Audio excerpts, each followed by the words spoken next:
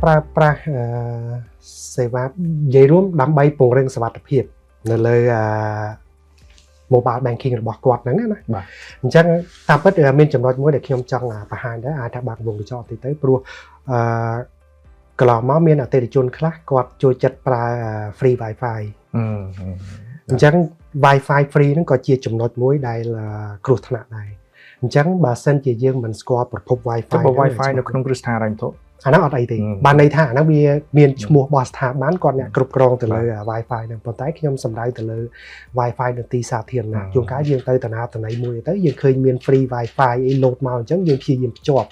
ដែលយើងអត់ដឹងថាអាហ្នឹងមកពីណាទេអញ្ចឹងអ្វីដែលគួរហាមឃាត់ហ្នឹងគឺយើងអត់គួរភ្ជាប់ទៅ free wifi ដែលយើងមិនដឹងហ្នឹងហើយយើងទៅធ្វើប្រតិបត្តិការក្នុងទូរស័ព្ទដៃរបស់យើងនោះទេព្រោះអីចោលបច្ចេកវិទ្យាសម័យទំនើបពេលដែលយើង connect ទៅ free wifi ដែលគាត់ចង់ឲ្យយើងភ្ជាប់ហ្នឹងហើយធ្វើប្រតិបត្តិការទៅគាត់មានលទ្ធភាព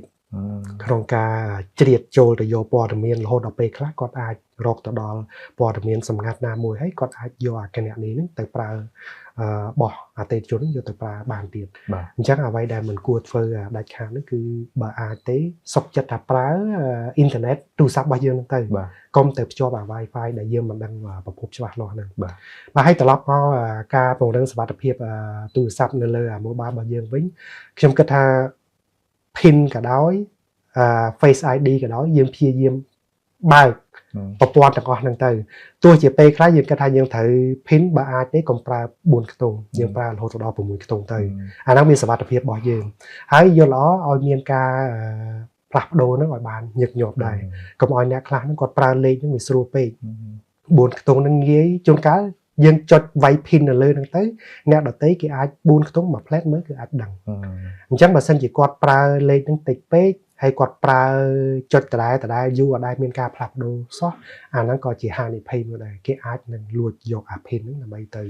ប្រើប្រាស់ជំនួសគាត់អីចឹងទៅអញ្ចឹងដើម្បីពង្រឹងសុវត្ថិភាពហ្នឹងគឺយើងធ្វើម៉េចរាល់ PIN រាល់អីហ្នឹងយើងប្រើឲ្យវាមានលក្ខណៈស្មុគស្មាញតិចទៅកុំងាយស្រួលពេកកុំជួនកាលដាក់លេខទូរស័ព្ទឬក៏លេខអីដែលគេងាយនឹង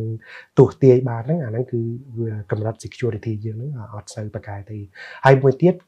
គេប្រើពាក្យថា multiple authentication បានន័យថាដើម្បី lock ចូលគណនីមួយហ្នឹងគេមាន2ផ្នែកក្នុងការ lock ចូលបានន័យថាទី1បញ្ចូលជា PIN បន្ទាប់មកអាចធ្វើជា face scan អីទៀតវាមាន2កុំឲ្យថាយើងងាយពេកទៅអញ្ចឹងទៅដើម្បី lock ចូលហ្នឹងគឺវាមានយើងបង្កឲ្យមានភាពស្មុគស្មាញតិចដើម្បីចូលទៅប្រើ mobile របស់យើងបានហ្នឹងអញ្ចឹងកាន់តែស្មុគស្មាញកាន់តែពិបាកអញ្ចឹងអាការលួចពីក្រៅហ្នឹងក៏វាមានការលំបាកក្នុងការលួចយកដែរហើយបើសិនតែយើងចង់ស្រួលយើងធ្វើងាយដាក់លេខ1122អីងាយពេកអាហ្នឹងក៏ជាឱកាសសម្រាប់ជនខិលខូចក្នុងការលួចទិន្នន័យយើងលួច password របស់យើងយកទៅប្រើដែរបាទ